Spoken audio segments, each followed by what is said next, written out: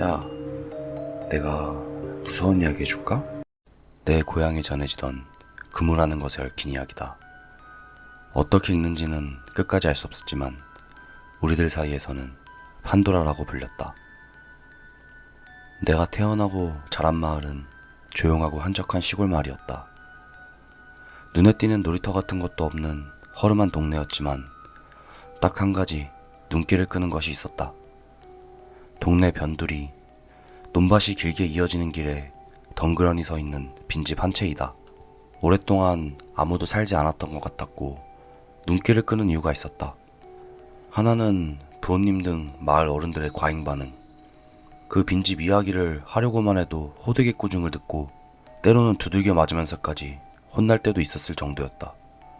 어느 집 아이들이나 마찬가지였고 나도 마찬가지였다. 또 하나는 그 빈집에는 현관이 없었다는 것. 창문과 유리문은 있었지만 출입구가 되는 현관은 없었다. 예전에 누군가 살았다면 어떻게 출입했을까? 일부러 창문이나 유리문으로 드나들었나? 그런 수수께끼 같은 요소들이 흥미를 돋웠고 언제부터인가 멋대로 붙여진 판도라라는 호칭도 맞물려 당시 아이들의 가장 큰 화제가 되었다. 나를 포함한 대부분의 아이들은 무엇이 있는지 알아보겠다며 탐색을 시도하려고 했지만 평소 그 집에 대한 이야기만 꺼내도 부모님들이 그렇게 화를 내셨기에 좀처럼 실천하지 못했다. 장소 자체는 아이들만으로도 어렵지 않게 갈 수 있고 변두리에 보는 눈도 없었다. 동네 아이들 대부분이 한 번쯤은 빈집 바로 앞까지 와본 적이 있었을 것이다. 내가 중학교에 올라간 지 몇 달이 지났을 무렵 한 남자아이가 판도라의 이야기에 흥미를 느끼고 꼭 가보고 싶다고 말했다. 이 친구 A의 어머니는 원래 이 마을 출신이었다. 다른 현으로 시집 갔다가 이혼을 계기로 친정인 할머니 집으로 돌아왔다고 한다. A 자신은 이 마을이 처음이었기 때문에 판도라의 이야기도 전혀 몰랐던 것 같다. 그 당시 나와 사이가 좋았던 B와 C 그리고 D 중에서도 B하고 C가 그와 친했기 때문에 자연스럽게 우리무리 안에 끼어 있었다. 5명이 모여 허무맹랑한 대화를 나누고 있을 때 우리가 당연하다는 듯이 판도라라는 말을 꺼내니 궁금했던 A가 물어봤다. 우리 엄마랑 할머니도 여기서 태어났는데 그 얘기 말하면 나도 혼날까? 혼나는 정도가 아닐걸? 우리 엄마랑 아빠는 진짜로 날 때리려고 했다니까? 우리도 왜 그런진 모르겠어.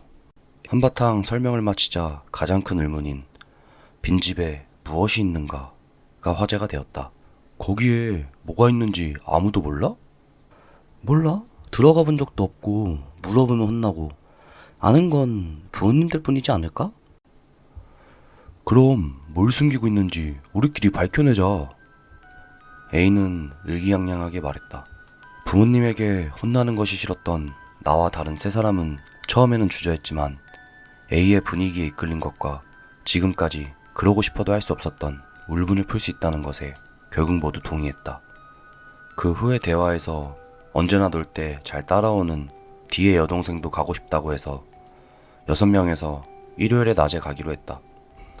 당일 설레는 표정으로 빈집 앞에 모였고 각자 배낭을 메고 과자 등을 가지고 와서 모두 들떠 있었다. 앞서 말했듯이 문제의 빈집은 논두렁에 둘러싸인 곳에 덩그러니 서 있고 현관이 없다. 2층짜리 집인데 창문까지 올라갈 수 없을 것 같아서 안으로 들어가려면 1층 유리문을 깨고 들어갈 수밖에 없었다. 유리값 정도는 별거 아니야. 그렇게 말하고 A는 유리를 깨버리고 안으로 들어갔다. 아무 일도 없었다고 해도 이것으로 확실히 혼나겠다고 생각하면서 모두 뒤를 따라 들어갔다. 들어간 곳은 거실이었다. 왼쪽에는 부엌이 있었다. 정면 복도로 나가서 왼쪽에는 욕실, 막다른 곳에는 화장실이 있었고 오른쪽에는 2층으로 올라가는 계단과 원래 현관이었을 공간이 있었다. 낮이기도 해서 밝았지만 현관이 없기 때문인지 복도 주변은 어두워 보였다. 낡은 외관과 달리 내부는 예상보다 깨끗했다. 사실 아무것도 없었다. 가구 같은 것은 전혀 없었고 사람이 살았던 흔적도 없었다. 거실도 부엌도 상당히 넓긴 했지만 지극히 평범했다. 아무것도 없잖아. 평범하네? 뭔가 있을 거라고 생각했는데? 아무것도 없는 거실과 부엌을 이리저리 둘러보면서 남자 셋은 재미없다는 듯 가져온 과자를 먹기 시작했다. 그럼 비밀은 2층인가? 나와 D는 D 여동생 손을 잡고 2층으로 가려고 복도로 나왔다. 그렇지만 계단은 하고 복도로 나오는 순간 나와 D는 심장이 멎는 줄 알았다. 왼쪽으로 뻗은 복도 중간에 욕실이 있고 막다른 곳은 화장실인데 그 사이에 화장대가 놓여있고 바로 앞에 막대기 같은 것이 세워져 있었다. 그리고 그 막대기에 머리카락이 걸려 있었다. 어떻게 표현해야 할지 모르겠지만 가발처럼 머리 모양으로 형태를 이룬 것이라고 할까? 긴 머리의 여성의 뒷머리가 그대로 있는 느낌이었다. 위치적으로도 평균적인 키라면 대개 그 근처에 머리가 올 것 같은 위치에서 막대기의 높이가 조절되어 있어 마치 여자가 화장대 앞에 앉아있다를 재현한 듯한 광경이었다. 단숨에 소름이 돋으며 뭐야? 이게 뭐야? 하며 나와 D는 가벼운 패닉에 빠졌다. 복도로 나온 세 남자도 의미를 알 수 없는 광경에 아연실색했다. D의 여동생만 저게 뭐지? 하고 어리둥절해하고 있었다. 뭐야? 이거 진짜 머리카락이야? 모르겠어. 만져볼래? A와 B는 그런 말을 했지만 C하고 우리는 필사적으로 말렸다. 그만둬. 기분 나쁘니까. 분명히 뭔가 있을 거야. 그래, 그만해. 아무리 생각해도 이상하다고밖에 생각되지 않는 그 광경에 공포를 느껴 일단 모두 거실로 돌아왔다. 거실에서는 보이지 않지만 복도 쪽으로 시선을 돌리는 것만으로도 싫었다. 어떻게? 복도를 지나가야 2층에 갈 수 있어. 난 싫어. 저런 건 기분 나빠. 나도 뭔가 찜찜한 기분이 들어. C하고 나 그리고 D 세 명은 상상도 하지 못한 것을 보게 되어 완전히 의욕을 잃었다. 저거 보지 말고 가면 되지. 2층에서 뭔가 나온다고 해도 계단 내려가자마자 출구니까 도망치면 되지. 게다가 아직 낮이잖아. A와 B 두 사람은 아무래도 2층을 보고 싶은 듯 뒷걸음질 치는 우리 세 명을 설득했다. 그렇게만 한다고 해도 우리가 얼굴을 마주보며 어떻게 해야 하나 생각하고 있을 때 퍼뜩 깨달았다. 어? 그러고 보니 여동생은? 어? 우리는 모두 깨달았다. D 여동생이 없어진 것이다. 우리는 유일한 출입구인 유리문 앞에 있었기 때문에 밖으로 나갔을 리가 없었다. 넓다고 해도 거실과 부엌은 한눈에 볼 수 있었다. 그러나 그 자리에 있어야 할 D 여동생이 보이지 않았다. D가 필사적으로 불러봤지만 대답은 없었다. 야, 혹시 위에 올라간 거 아니야? 그 한마디에 모두가 복도를 바라보았다. 아니, 왜 뭐 하는 거야, 쟤? D가 눈물을 글썽이며 소리쳤다. 진정해. 일단 2층으로 가자. 아무리 그래도 무섭다고 말할 때가 아니라 곧바로 복도로 나가 계단을 뛰어 올라갔다. 모두 D 여동생을 부르며 계단 올라갔지만 대답은 없었다. 계단을 다 올라가자 방이 2개 있었다. 둘 다 문은 닫혀 있었다. 나는 곧바로 정면에 있는 문을 열었다. 그 방은 밖에서 보았을 때 창문이 있던 방이었다. 안에는 역시 아무것도 없고 D 여동생의 모습도 없었다. 저쪽인가? 우리는 다른 문으로 다가가 천천히 문을 열었다. D 여동생이 있었다. 하지만 우리는 아무 말도 하지 못하고 그 자리에서 굳어버렸다. 그 방의 중앙에는 아래에 있는 것과 똑같은 것이 있었다.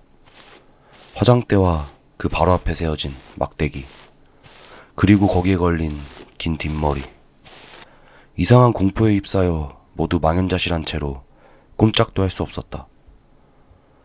언니, 이거 뭐야? 갑자기 D 여동생이 말하며 다음 순간 터무니없는 행동을 했다. 여동생은 화장대에 다가가 세 개의 서랍 중 매니 서랍을 열었다. 이게 뭐야? D 여동생이 그 서랍에서 꺼내서 우리에게 보여준 것. 그것은 북 같은 것으로 금후라고 쓰인 한지였다. 의미를 알 수 없어 D 여동생을 바라볼 수밖에 없었다. 그때 왜 바로 움직일 수 없었는지 지금도 알 수 없다. D 여동생은 아랑곳하지 않고 그 종이를 넣고 서랍을 닫았고 이번에는 두 번째 서랍에서 안에 있던 것을 꺼냈다. 똑같이 금후라고 적힌 한지였다. 이제 뭐가 뭔지 알 수 없어서 나는 덜덜 떨 수밖에 없었지만 D가 정신을 차리고 곧바로 동생에게 달려갔다. D도 벌써 반쯤 울고 있었다. 뭐 하는 거야, 너는? 여동생에게 호통을 치고는 종이를 집어들어 서랍을 열어 제자리에 넣으려고 했다. 이때 D 여동생이 한지를 꺼낸 후 바로 두 번째 서랍을 닫아버린 것이 문제였다. 당황했는지 D는 두 번째가 아니라 세 번째, 맨 아래 서랍을 열었다. 서랍을 확 열자마자 D는 안을 들여다본 채 움직이지 않았다. 잠자코 가만히 안을 바라본 채 미동도 하지 않았다. 무슨 일이야? 뭐야? 여기서 겨우 우린 움직일 수 있게 되었고 두 사람에게 달려가려는 순간 하고 큰 소리를 내며 D가 서랍을 닫았다. 그리고 어깨보다 긴 머리카락을 입가로 가져가 마구 씹기 시작했다. 야, 왜 그래? D, 정신 차려. 모두가 말을 걸어도 반응이 없다. 그저 계속해서 자기 머리카락을 씹고 있을 뿐이다. 그 행동에 공포를 느꼈는지 D 여동생도 울기 시작했고 정말로 긴박한 상황이었다. 야, 어떻게 된 거야? 몰라. 이게 뭐야?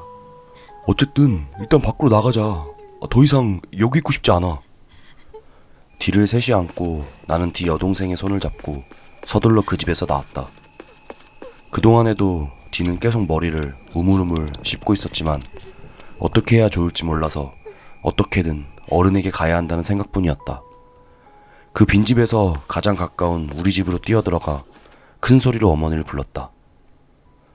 흐느껴오는 나와 D 여동생, 땀에 흠뻑 젖어 망연자실한 친구 셋, 그리고 기행을 계속하는 D.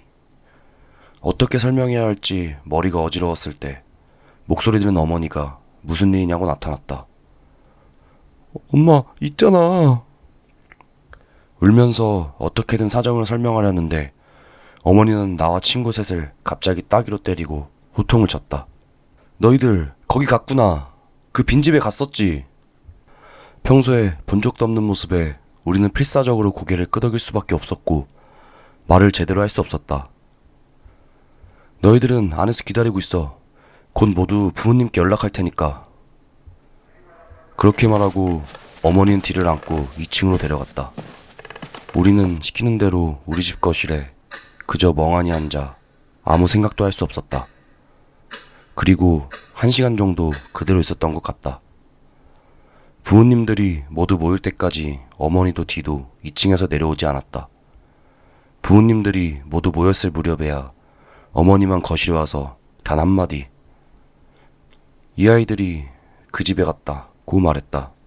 부모님들이 웅성거리기 시작했고 모두가 동요하거나 당황했다. 너희들 뭘 봤어? 저기서 뭘 본 거야?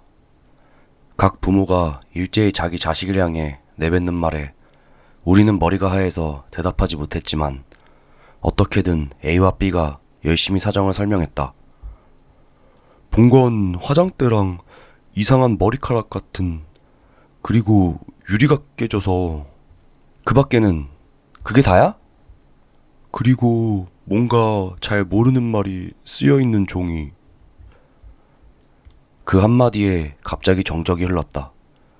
동시에 2층에서 엄청난 비명이 들렸다. 어머니가 황급히 2층으로 올라가고 몇 분 후 어머니 폼에 안겨 내려온 건 D의 어머니였다. 제대로 볼 수 없을 정도로 눈물이 고여 있었다. 디는 서랍 속을 본 거야? 디의 어머니가 우리에게 다그치듯 물어봤다. 너희들 화장대 서랍을 열고 안에 뭐가 있는지 봤어?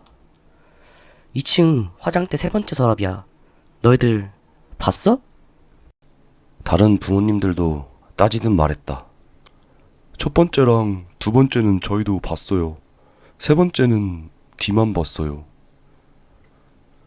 말이 끝나자마자 디의 어머니가 엄청난 힘으로 우리들의 몸을 잡고 왜 말리지 않았어? 너희들은 친구잖아. 왜 말리지 않았어? 라고 소리치기 시작했다.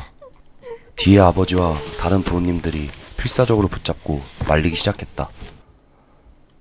잠시 후 겨우 진정되었는지 디의 여동생을 데리고 다시 2층으로 올라가 버렸다. 우리 넷은 B의 집으로 옮겨 B의 부모님으로부터 이야기를 들었다. 너희들이 갔던 집 말이야. 처음부터 아무도 살지 않았어. 그 집은 화장대와 머리카락만을 위해 지어진 집이야. 나와 다른 부모님들이 어렸을 때부터 있었어. 그 화장대는 실제로 쓰였던 물건이고 머리카락도 진짜야. 그리고 너희들이 봤다는 그 글자, 이 글자 맞지? 그렇게 말하고 B의 아버지는 종이와 펜을 들고 금후라고 써서 우리에게 보여주었다. 네, 그 글자였어요. 우리가 대답하자 B의 아버지는 꾸깃꾸깃 뭉친 종이를 휴지통에 던져버리고 그대로 이야기를 계속했다. 이건 저 머리카락 주인의 이름인데 읽는 법을 모르는 사람은 절대로 읽을 수 없을 거야. 너희들이 알아야 할 건 이것뿐이다. 다시는 그 집 이야기는 하지 마라. 가까이 가서도 안 되고. 알았지? 일단 오늘은 다들 우리 집에서 자고 푹 쉬어. 그렇게 말하고 자리를 뜨려던 B의 아버지에게 B는 결심한 듯 이렇게 물었다. D는 어떻게 된 거야? 쟤는 왜 그런... 말이 끝나기도 전에 B의 아버지가 입을 열었다. 그 친구는 잊어라. 다시는 예전으로 돌아갈 수 없고 너희들과도 두 번 다시 만날 수 없어. 게다가 B의 아버지는 조금 슬픈 표정으로 말을 이었다. 너희들은 그의 엄마한테 평생 원망받을 거야. 이번 일로 누군가의 책임을 물을 생각은 없지만 아까 엄마의 모습을 보면 알겠지만 너희들은 이제 그 애랑 엮이면 안 돼. 그렇게 말하고 B의 아버지는 방을 나갔다. 우리는 아무 생각도 할 수 없었다. 그 후 한동안은 평범하게 생활하고 있었다. 다음 날부터 우리 부모님도 다른 부모님들도 일체 이 사건에 관한 이야기는 하지 않았고 D가 어떻게 되었는지도 모른다. 한 달 정도 후에 어딘가로 이사해 버렸다고 한다. 또 그날 우리 이외의 집에도 연락이 갔던 것 같아 그 빈집에 관한 이야기는 자연스럽게 줄어들어갔다. 유리문 등에도 엄중한 대책이 시행되어 안으로 들어갈 수 없게 되었다고도 들었다. 나나 A들은 그 이후 한 번도 그 빈집에 접근하지 않았고 뒤의 일도 있고 해서인지 서로 멀어졌다. 고등학교도 따로 다녔고 나도 그리고 다른 친구들도 마을을 나갔고 그로부터 벌써 10년이 넘었다. 여기까지 긴 이야기를 들어주었는데 결국 아무것도 알지 못하고 끝나버렸다. 하지만 마지막으로 내가 대학을 졸업했을 무렵 D의 어머니가 나의 어머니에게 보낸 편지 한 통이 있었다. 내용은 도저히 가르쳐주지 않았지만 그때 어머니의 말이 의미심장했던 것이 지금도 마음에 걸린다. 엄마라는 건 끝까지 아이를 위해 남몰래 숨기는 걸 선택하는데 만약 그렇게 된 게 너였다면 나도 그 선택을 했을 거야. 설령 그게 틀린 답이라 해도. 대대로 어머니로부터 딸에게 세 가지 의식이 이어져 내려온 한 가문의 이야기. 그 가문에서는 딸은 어머니의 소유물로 여겨져 딸을 재료로 취급하는 어떤 의식이 행해지고 있었다. 어머니는 둘 또는 셋 정도의 여자아이를 낳고 그중 한 명을 재료로서 선택한다. 선택한 딸에게는 두 개의 이름을 붙이고 한쪽은 어머니만이 아는 진짜 이름으로 평생 숨겨진다. 만일 알려졌을 때의 일도 생각하고 본래 그 글씨가 가지고 있는 것과는 전혀 다르게 읽어 글씨를 안다고 해도 읽는 법은 절대 어머니밖에 알 수 없다. 어머니와 딸 둘만 있다고 해도 결코 숨겨진 이름으로 부르진 않았다. 금기명과 비슷한 것일지도 모르지만 어머니의 소유물임을 강조하고 증명하기 위해서였다고 한다. 또한 숨겨진 이름을 붙인 날에는 반드시 화장대를 준비하고 딸의 10살, 13살, 16살 생일 이외에는 절대로 그 화장대를 딸에게 보여주지 않는다는 규칙도 있었다. 이것도 다가올 날을 위한 사전 준비였다. 진짜 이름을 누구에게도 불리지 않은 채 재료로서의 가치를 높이기 위해 어릴 때부터 어머니의 교육이 시작된다. 예를 들면 고양이 혹은 개의 얼굴을 토막내게 한다. 꼬리만 남은 몸통을 키운다. 딸의 주위에 있는 모든 사람이 이것을 살아있는 것으로 취급하고 딸에게 그것이 진실이라고 세뇌에 갔다고 한다. 고양이의 기와 수염을 사용한 주술을 가르치고 그 주술로 쥐를 죽인다.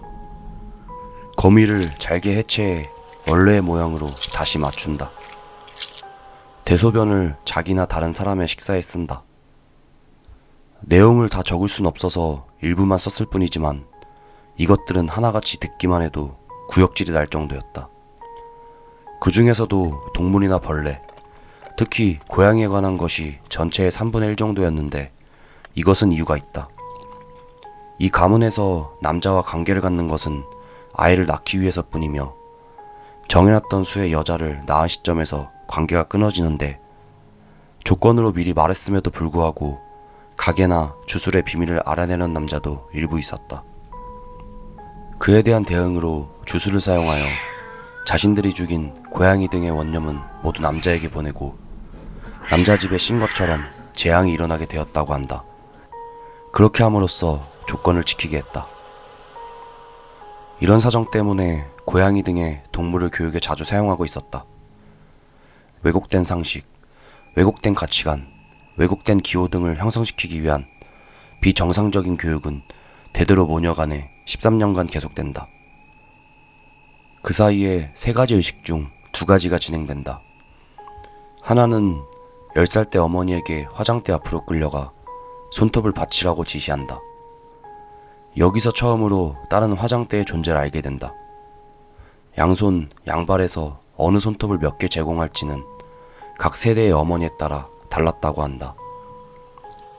받친다는 것은 물론 뽑아낸다는 뜻이다. 스스로 자기 손톱을 뽑아 어머니에게 건네면 화장대의 3개의 서랍 중 매니 서랍에 손톱과 딸의 숨은 이름을 적은 종이를 함께 넣는다. 그리고 그날 어머니는 온종일 화장대 앞에 앉아서 보낸다. 이것이 첫 번째 의식. 두 번째 의식은 13살 때 마찬가지로 화장대 앞에서 이빨을 받치라고 지시한다. 이것도 세대에 따라 숫자가 다르다. 스스로 자신의 이를 뽑고 어머니는 그것을 화장대의 2번째 서랍, 역시 숨겨진 이름을 적은 종이와 함께 넣는다. 그리고 또 온종일 어머니는 화장대 앞에 앉아 시간을 보낸다. 이것이 2번째 의식. 이 2 의식을 마치면 그 다음 날부터 16살까지 3년 동안은 교육이 전혀 이루어지지 않는다. 갑자기 아무런 설명도 없이 자유가 주어진다. 이것은 13살까지 모든 준비가 되었다는 것을 의미했다. 이 무렵에는 이미 어머니가 원했던 대로 살아있는 인형이 되어버린 것이 대부분이지만 얼마 남지 않은 자신의 본래 감정 때문인지 지극히 평범한 여자아이로 지내려고 하는 딸이 많았다고 한다. 그리고 3년 후 딸이 16살이 되는 날 마지막 의식이 행해진다. 마지막 의식. 그것은 화장대 앞에서 어머니가 딸의 머리카락을 먹는 것이었다. 먹는다기보다는 몸속에 넣는 것이 중요했다고 한다. 머리카락 한 올 남지 않도록 거의 모든 머리카락을 자르고 화장대를 바라보며 정신없이 입에 넣고 삼켜버린다. 딸은 그저 멍하니 바라볼 뿐이다. 이윽고 딸의 머리카락을 다 먹은 후 어머니는 딸의 진짜 이름을 말한다. 딸이 자신의 진짜 이름을 듣는 것은 이때가 처음이자 마지막이다. 이것으로 이 의식은 완성되고 목적이 달성된다. 이 다음날부터 어머니는 온종일 자기 머리카락을 빨아대는 폐인이 되어 죽을 때까지 격리된다. 폐인이 된 것은 말 그대로 어머니의 벗겨진 껍질로 어머니와는 전혀 다른 것이다. 그곳에 있는 어머니는 그저 사람 모양의 풍선 같은 존재였고 어머니의 존재는 아무도 본 적도 들은 적도 없는 아무도 알 수 없는 곳에 도달해 있었다. 지금까지의 일은 모두 그 장소에 갈 자격을 얻기 위한 것이며 마지막 의식을 통해 그것을 얻을 수 있는 것이었다.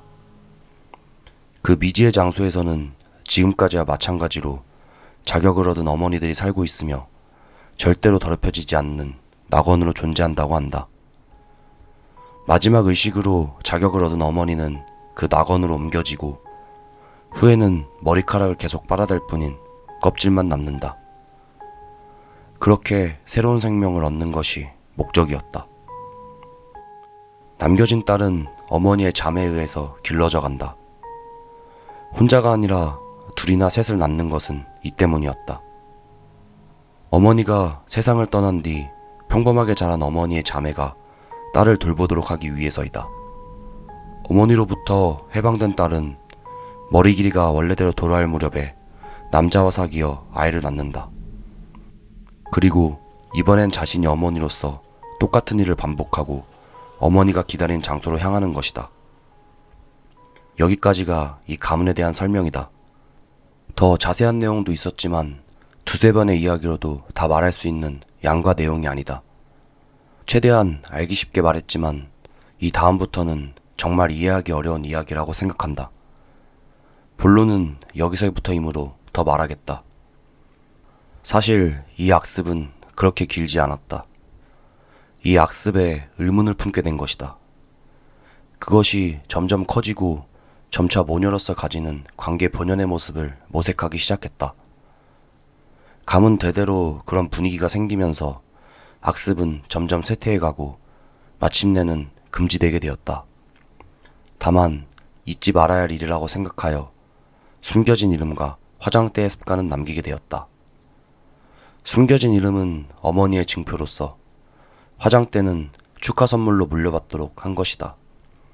조금씩 주위 주민들과도 교류하게 되었고 부부가 되어 가정을 꾸리는 사람도 많아졌다.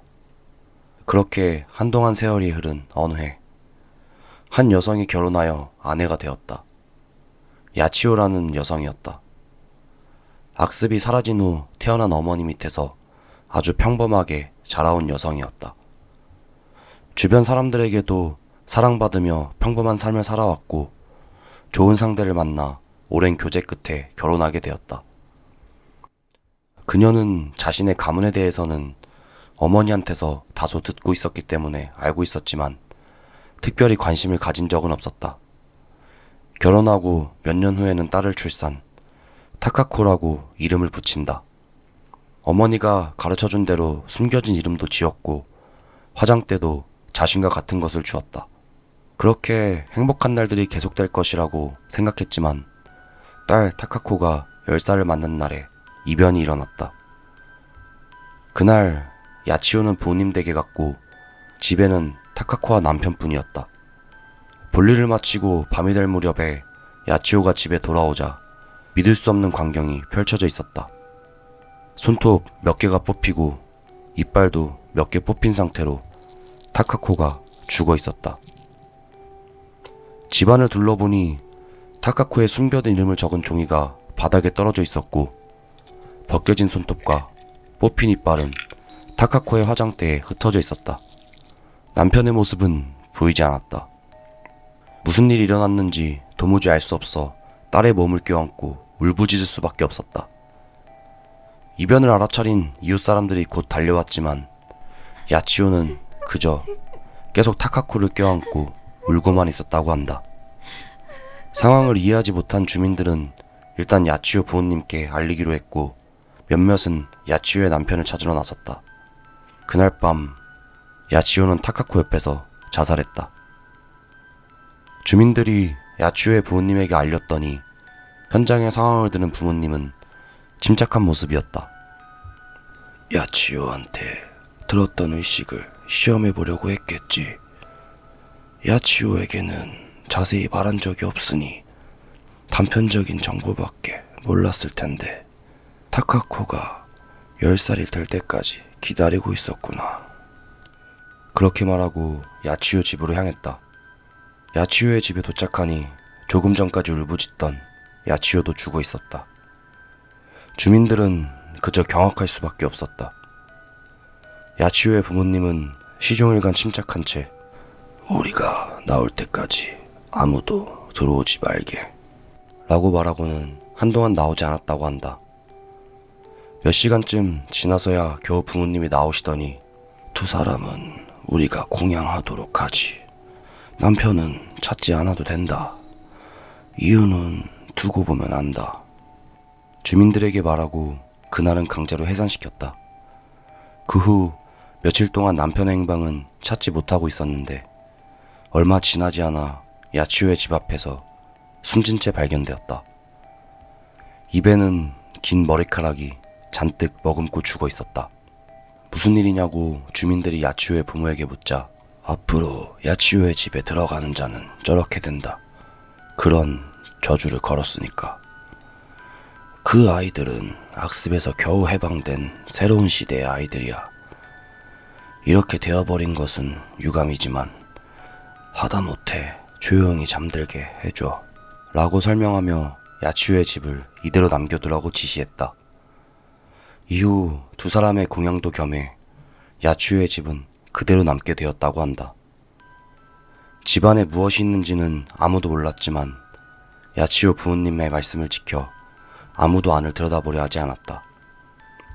그리하여 두 사람을 위한 공양의 장소로 오랫동안 남아 있었던 것이다. 그 후 노후화 등의 이유로 철거하게 되었을 때 처음으로 안에 무엇이 있는지 주민들은 알게 되었다. 그곳에 있던 것은 우리가 봤던 그 화장대와 머리카락이었다. 야치오의 집은 2층이 없어서 현관문 바로 앞에 나란히 놓여 있었다고 한다. 야치오 부모님이 어떻게 했는지는 모르지만 역시 형태를 유지한 머리카락이었다. 이것이 저주라는 것을 깨달은 주민들은 가능한 한 조심스럽게 그것을 옮겨서 새로 지은 빈집에 옮겼다. 빈집은 마을에서 조금 떨어진 곳에 지어졌고 현관이 없는 것은 드나드는 집이 아니기 때문에 창문과 유리문은 햇볕이나 통풍 등 공양의 마음에서라는 것이었다. 이렇게 해서 아무도 들어가선 안 되는 집으로서 마을 전체에 전해져 어른들만이 아는 비밀이 된 것이다. 여기까지가 화장대와 머리카락 이야기이다. 화장대와 머리카락은 야치오와 타카코라는 모녀의 것이었고 그 글자는 숨겨진 이름으로서 붙여진 것이었다. 여기서부터 마지막 이야기이다. 빈집이 지어진 이후 안으로 들어가려는 사람은 한 명도 없었다. 앞서 말했듯이 빈집으로 옮기면서 서랍속을 봤기 때문에 안에 무엇이 있는지 일부 사람들에게 전해졌기 때문이다. 우리 때와 마찬가지로 사실을 모르는 사람에게 지나치게 엄격하게 함으로써 아무 일도 일어나지 않도록 했다. 그런데 우리 부모님들 사이에서 딱 한 번 일이 벌어졌다고 한다. 앞서 말했던 A의 가족은 A의 할머니와 어머니가 원래 마을 출신이고 결혼해서 다른 년에 살았다는 이야기이다. 이건 사실이 아니었다. 어렸을 때 A의 어머니와 B의 부모님, 그리고 또 한 명 남자아이 E를 포함한 4명이 그 빈집에 간 것이다. 우리와는 달리 한밤중에 집을 빠져나와 일부러 사다리를 가지고 2층 창문으로 들어갔다고 한다. 창문으로 들어간 방에는 아무것도 없었고 역시나 기대를 배신당한 것 같은 느낌에 옆방으로 갔다. 거기서 그 화장대와 머리를 보고 엄청난 공포를 느꼈다. 그런데 4명 중 A 어머니는 꽤 배짱이 있었는지 무서워하는 세 사람을 밀치고 다가가서 서랍을 열려고 했다. 역시 세 사람도 필사적으로 말렸고 그 자리는 수습되었지만 문제는 그 후에 일어났다. 그 방을 나와 조심조심 계단을 내려갔는데 복도 끝에 있는 화장대와 머리카락. 이 시점에서 세 사람은 이제 돌아가려고 하지만 A 어머니가 문제를 일으키고 말았다.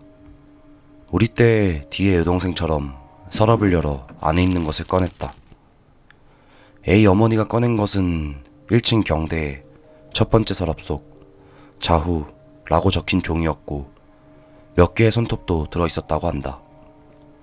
아무래도 위험하다고 느낀 세 사람은 A 어머니를 억지로 잡아당겨 종이를 원래대로 되돌리고 돌아가려고 했지만 우왕좌왕하는 사이에 막대기에서 머리카락이 떨어져 버렸다고 한다. 빈집안에서 가장 이상한 분위기인 그 머리카락을 A 어머니도 만질 용기가 없어 네 사람은 그대로 두고 돌아와 버렸다고 한다. 그리고 2, 3일은 그대로 내버려둔 것 같은데 부모에게 들키면 혼날 텐데라는 생각에 원래대로 되돌리러 가게 되었다. 비부모님은 아무래도 사정이 맞지 않았기 때문에 A 어머니와 이랑 둘이서 가게 되었다. 한밤중에 빠져나와 사다리를 타고 2층으로 들어갔다. 계단을 내려와 집에서 가져온 젓가락으로 머리카락을 잡고 어떻게든 막대기로 되돌려 놓았다. 빨리 돌아가자고 이는 재촉했지만 안도했는지 A 어머니는 이를 겁주려고 이번엔 두 번째 서랍을 열었다. 자후라고 적힌 종이와 몇 개의 이빨이 들어있었다. 너무 무서워서 이는 울 뻔했지만 A 어머니는 이를 재미있어 했고 이에게만 아니 보이게 세 번째 서랍을 열었다고 한다. 이가 서랍 속을 들여다본 것은 불과 몇 초 정도였다. 무슨 일 있나 하고 A 어머니가 들여다보려는 순간 하고 서랍을 닫고 멍한 채 움직이지 않게 되었다. A 어머니는 이가 복수하려고 장난치는 줄 알았는데 뭔가 이상한 분위기를 느꼈고 갑자기 무서워져서 혼자서 돌아가 버린 것이다. 집에 도착하자마자 어머니에게 사정을 이야기하자 어머니의 안색이 새파랗게 변해버렸다. 이에 부모님 등에게 연락해 부모님들이 곧바로 빈집으로 향했다. 몇십 분 정도 지나 집에서 기다리고 있던 A 어머니는 부모들에게 안기고 돌아온 이를 보게 되었다. 뭔가를 입에 물고 있는 것 같았고 입가에서는 긴 머리카락이 몇 가닥이나 보였다고 한다. 이후 B의 부모님도 불리고 다른 부모님도 함께 이야기했다고 하는데 이의 부모님은 세 사람에게 아무 말도 하지 않았다. 다만 말로는 표현할 수 없는 표정으로 계속 A의 어머니를 노려보고 있었다고 한다. 그 후 세 사람은 그 빈집에 얽힌 이야기를 들었다. 이에 관해서는 우리에게 말한 것과 똑같은 말을 들었다. 그리고 이의 가족이 어디론가 이사가기 전까지 이의 부모님은 한 달 동안 매일 A의 어머니 집에 찾아왔다. 이 일로 A 어머니는 정신적으로 힘든 상태가 되었고 보다 못한 어머니가 다른 현에 사는 친척에게 맡겼다고 한다. 그 후 A 어머니나 이가 어떻게 지냈는지는 모르겠지만 A 어머니가 마을에 돌아온 것은 이에게 속죄하기 위해서인 것 같다. 이것으로 이야기는 끝이다. 마지막으로 화장대 서랍에 들어있는 물건에 대해서 말하겠다. 빈집에는 1층에 야치요의 화장대, 2층에 타카코의 화장대가 있다. 야치요의 화장대에는 첫 번째 서랍은 손톱, 두 번째 서랍은 이빨과 숨겨진 이름을 적은 종이와 함께 들어있다. 타카코의 화장대에는 첫 번째, 두 번째 서랍 모두 숨겨진 이름이 적힌 종이만 들어있었다. 야치오가 자후, 타카코가 금우이다. 그리고 문제가 되는 세 번째 서랍에는 손목이 들어있었다고 한다. 야치오의 화장대에는 야치의 오른손과 타카코의 왼손, 타카코의 화장대에는 타카코의 오른손과 야치오의 왼손이 서로 깍지 낀 상태로 들어가 있다고 한다. 물론 지금 어떤 상태인지는 알 수 없다. D와 E가 그것을 보고 이상해져 버린 것이다. 엄밀히 말하면 숨은 이름과 함께 봐버린 것이 잘못되었다는 것이다. 좌우는 야치오의 어머니가, 금후는 야치오가 실제로 쓴 것이고, 세 번째 서랍 안쪽에는 각각 읽는 법이 빼곡하게 적혀 있다고 한다. 빈집은 지금도 있지만 지금 아이들은 거의 모를 것이다. 오락이나 놀거리가 많은 지금은 그다지 눈에 띄는 존재가 아닐지도 모른다. 지역에 관해서는 별로 밝힐 수 없지만 동일보는 아니다. 그리고 뒤 어머니 편지에 대해서는 이것은 말하지 않겠다.